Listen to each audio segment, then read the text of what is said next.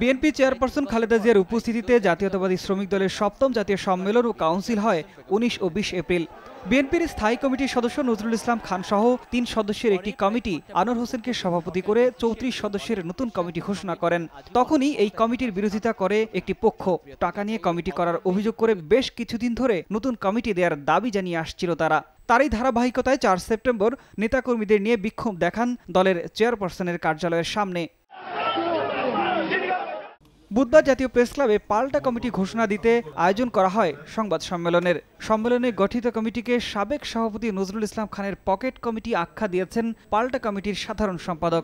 সম্পূর্ণ নিজেদের এজেন্ডা বাস্তবায়নের লক্ষ্যে অবৈধ সাবজেক্ট কমিটির মাধ্যমে একটি পকেট কমিটি ঘোষণা করে অবৈধ লেনদেনের মাধ্যমে উক্ত কমিটিতে অন্তর্ভুক্তি এবং পদোন্নতি দেওয়া হয়েছে।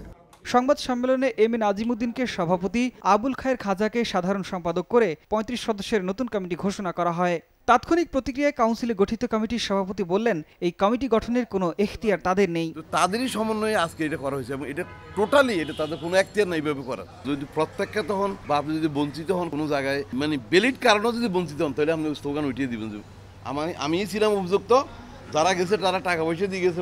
দলের কাউকে না জানিয়েই এই কমিটি করা হয়েছে মন্তব্য করে সংশ্লিষ্টদের বিরুদ্ধে সাংগঠনিক ব্যবস্থা নেওয়ার কথা বললেন এই শ্রমিক নেতা।